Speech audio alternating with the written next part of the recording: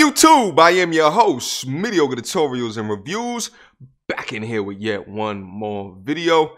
Guys, this one just came across my timeline, so I thought, let's react to it. The content creator is Shan Boody.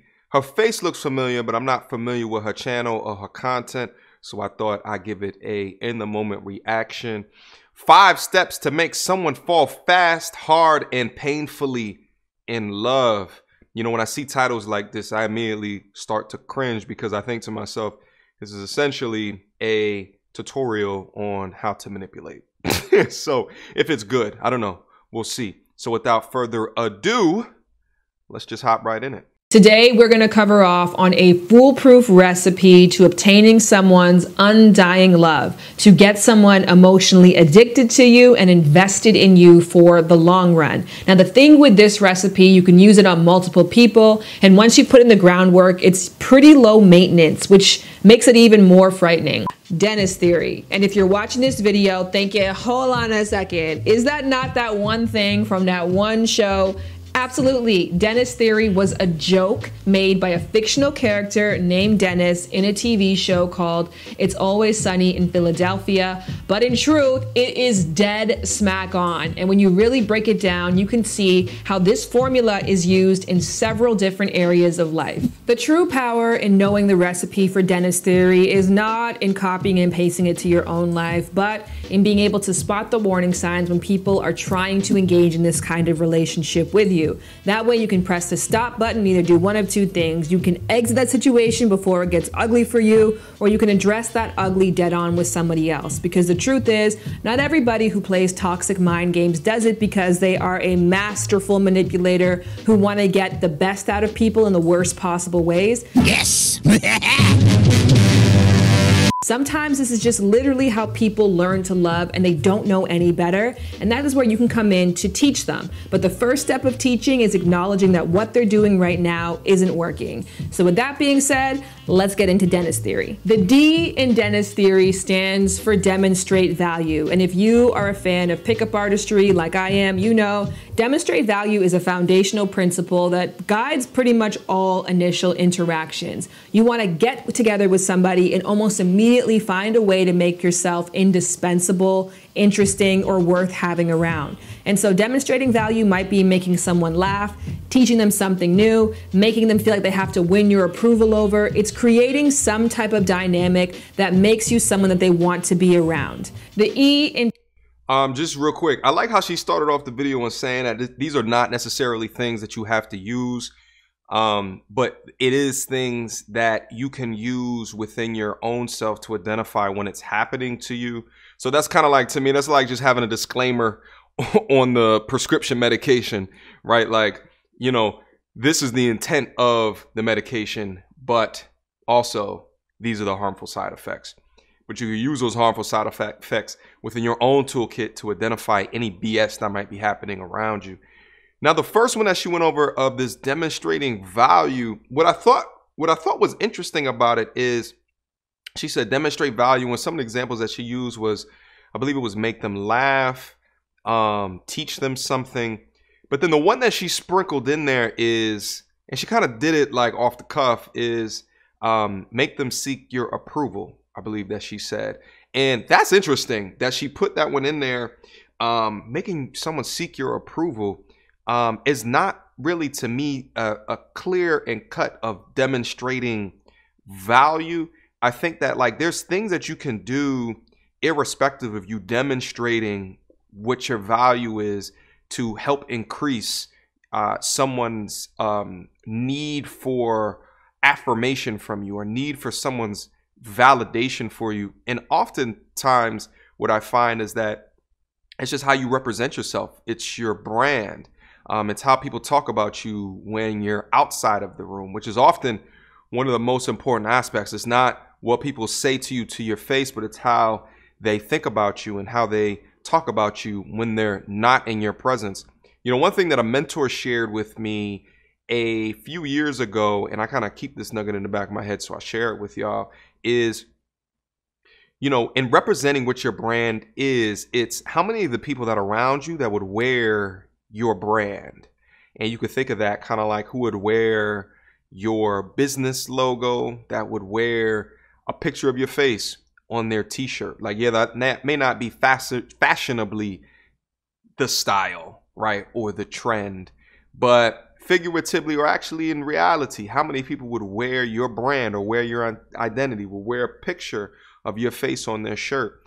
And that's often one of the things that I think about when I'm distinguishing in my life, like who is an acquaintance versus who is an actual friend. Because there's acquaintances, there's friends, and then there's like true friends, like your ride or dies, like the ones that you can call at 2 o'clock in the morning and they will respond to you. And often those are the ones that would wear your brand value, but those are the ones that actually speak volumes about you. So when someone else meets you, they know to know, love, and respect and understand who you are and what you're coming from.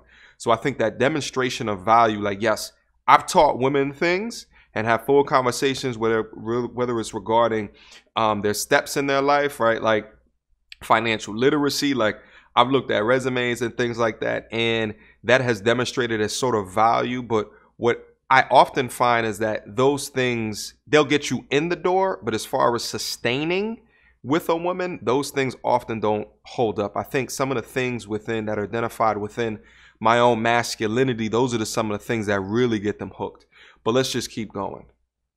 Dennis theory is to engage physically. I actually want to adjust that to engage in an investment, because it's not necessarily about having sex really quickly per se, but getting someone to do something that for them is a sign of intimacy. Getting someone to do something that makes them feel like now I have to see an ROI, which is a return on their investment. So yes, for some people, giving it up really quickly makes them feel like, well, I want to make sure that I can justify this action by staying in this relationship longer, so it will cause them to fight longer through some bullshit. Or on the flip side, for some people, they don't really care about that. And so for them, making a financial investment might be that thing that causes them to stay in a relationship longer. Introducing them to family, friends, or maybe their kid might be that thing that they do that makes them feel like, well, I've done this, so now I have to try to make this thing work a little bit longer. Yes, when you engage physically with someone, there is a chance that you guys can create a pair bond through the release of oxytocin, which again might give you that extra boost of connection.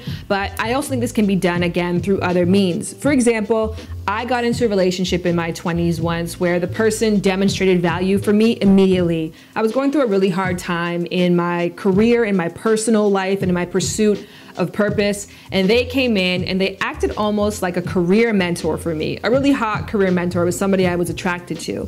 And instead of engaging physically right away, what they did, which is actually way more meaningful, is they engaged me financially. They had me make a financial investment into them that I wouldn't ordinarily feel comfortable making. And after I had done that, I actually ended up staying in the relationship so much longer, trying to justify why I would do such a stupid thing.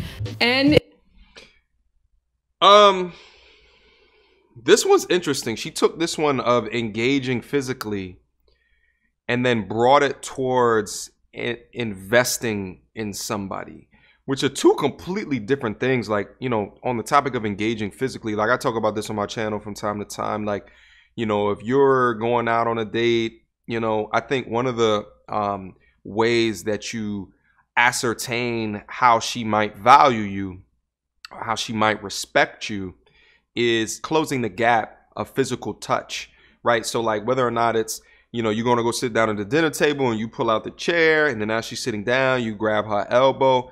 Generally, based off of their reaction to that, if they give you like a kind of vibe like, oh, he's kind of creepy for touching me, you should take that information differently than if you're doing that and she kind of looks towards you, smiles at you, or she just seems comfortable within that. I think that it's just data points that you have to receive. Now, she brought it to something a little bit different, which is in making an investment in someone else. And I think like, yeah, like if you can get someone to invest their time into you. So like if you make dinner plans or arrangements and it's across the town from her and she's going all the way across the town, like, yeah, in her mind, she's beginning to emotionally connect. And you could take that as a data point as well. Like, yeah, she's doing all of this. Therefore, there's a degree of connection within that. You know what I mean? Like, let's say like instead of dinner, you say, you'll come through to my crib and I'm going to be cooking something. You can have some, and she comes through over to your crib. Then yes, you can start to build that connection. But I would say like that tactic more so works for folks that are more emotionally reliant if they're interacting with you in that type of environment, right? Because like in the business world, we call this the sunk cost fallacy. And it's to say, you know, if we have a product that we're building, it makes no sense to keep on investing in that product if it's not getting us the returns that we currently need. So it's a sunk cost because you're just going to sink cost into it. I think logically, you have to think about, irrespective of the amount of time that I invested in somebody or the time that I invested in her, at the point that it doesn't make sense, logically, you would leave that situation. But emotionally, you might stay in that situation because you're reliant on the time that you put in before, hence the sunk cost. So I get this one, but I don't really jive with this one. And I don't jive with how she switched it from engaging physically, because those seem like two completely different topics. Is for nurture dependence. And nurture dependence can be done in one of two ways. It can be done a positive way where this person, for example, calls you every day after work. So that is the person that you vent to all of the time. They can also nurture dependence by isolating you. So they create us versus them feel where they tell you that you can't trust anybody else and you need them for something, whether that be physical connection or love or the honest truth, whatever it is. They create this thing in your mind where you need this person if you want this really important part of yourself satisfied. The next. All right, we starting to get into the dark arts of manipulation is what she's getting to right here. This nurture dependence one, you know, and this is why like I would just rely on myself for my own happiness. And if I do that, no one can create fake barriers of happiness or structure happiness solely on another person. And I think like as a dude, you have to be well within yourself. You know, there's so many of us that feel like, man, I just need a relationship and then I'll be happy. No, you won't be happy. For the short term, you might be because you satisfied some irrational goal that you made up in your mind, but relying on another human being for your happiness, time and time again, has proven to be the most illogical thing, the most irrational thing that people can do, especially dudes. I think to be whole and well within yourself, and if you find someone that's whole within themselves, well, then that's a different topic. That's a different conversation, because two whole people coming together can essentially be synergy. 1 + 1 is going to equal 3 in that dynamic. But if not, then you guys are both subtracting from each other because you're needing something from each other in order to pursue forward. You know, how do you enhance the situation? Enhancement is what this game is about, if you want to participate in the game. And is where things start to get really dark. And if you've been through this before, it's where things will start to get very familiar for you. N is for neglect emotionally. Neglecting someone after you have made yourself seemingly indispensable to them by fulfilling a need that only you can fulfill works marvelously in two psychologically awful ways. Number one, it presses on the other person's ego. It awakens their inner beast because nobody wants to admit that, one, they're not as great as they think they are, and thus when people get close to them, they tend to recede. Or two, nobody wants to admit that they were conned. So they will actually begin to overinvest to ensure that neither one of those two things could be true.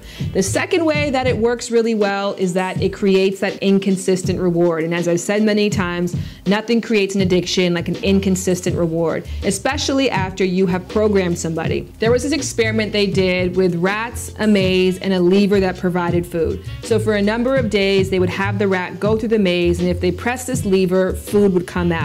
And then the rat would go about its day, explore the maze some more, and if it was hungry, it would go and get food. However, in some cases, after the rat was conditioned to believe the lever provided food, they started to make it so the lever only periodically provided food. And in those cases, they would find that the rat would not be interested in doing anything else other than sitting there and pressing that lever. I'm not sure if rats sit. Standing on its two little legs and pressing that lever the entire time. This again goes to that whole slot machine approach. If you get a reward sometimes, you're more likely to sit there for majority of the time. Versus if you get a reward when you need it, you can then focus on other activities and thus won't find yourself in that addictive pattern and cycle. So by neglecting periodically and pulling back once they've created that pattern in your mind, it's actually going to cause you to obsess even more of getting that person's approval again. And usually when things get to that neglect.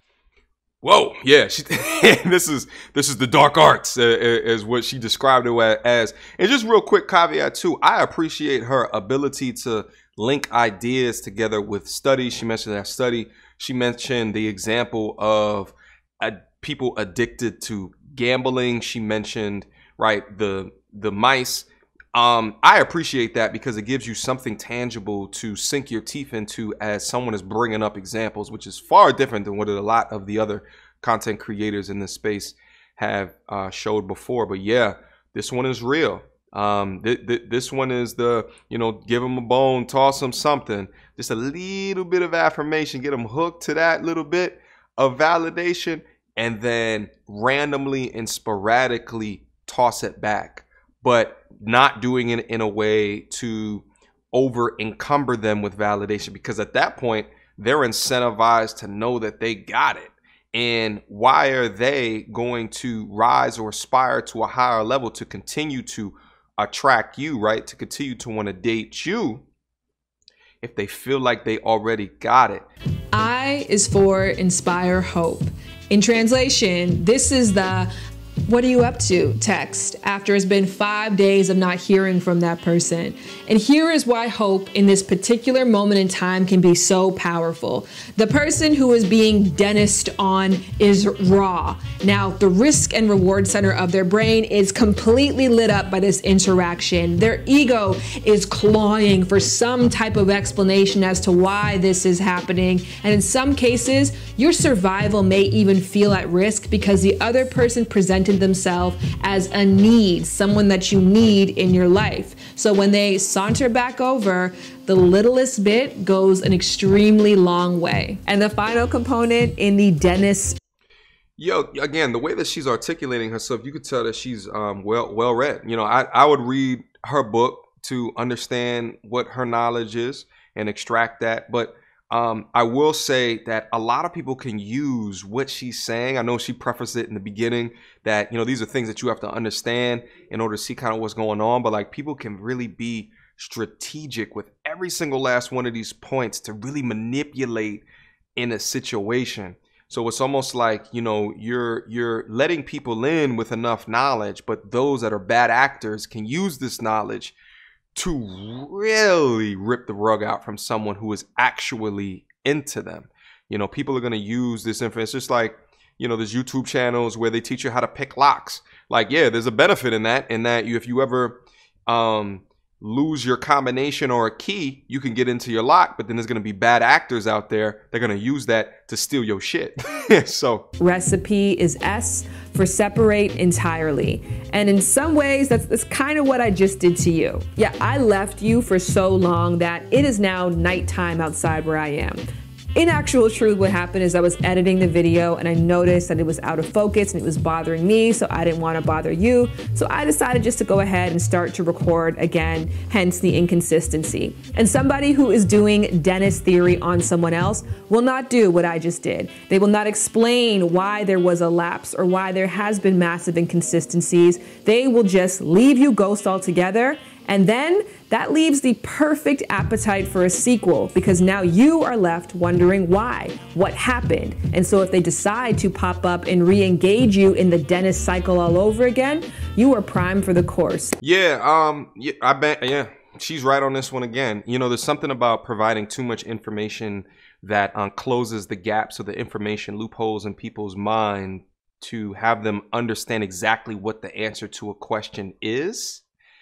And there's some people that if you do the previous 4 steps and you don't provide information as to why you separated, if they respect you enough, they'll usually come out with an idea that reflects on you positively. So irrespective of what you were doing, if you did the previous 4 steps very well, they still will connect with you positively. And again, it can be a lot of damage that you can do with all of these steps. So this again is Shan Boody. I put a link to the video because I might have cut some portions of her video out down in the description down below. Yeah, there's nothing that she said here that wasn't too far off. I think the engage physically she didn't want to touch on, so she flipped it to something else, which I don't agree with that one. I think that the sunk cost fallacy it's an illogical way to think about relationships. It's more emotionally driven. If you're more logical in the way that you move, you understand that you don't want to continue to invest in something irrespective of how much ROI got to you at some particular portion. You don't want to increase your level of spending within that or increase your level of time within that because of something that happened years ago or months ago or weeks ago. You want to make the next best move based off the information that's most readily available. So listen, that's been my reaction. That's been my opinion. That has been my review. Mediocre tutorials and reviews at gmail.com. I got a Patreon, patreon.com/MTandR. Like, comment, subscribe. All of that good-ish. All right? Until next time, my G's. Peace.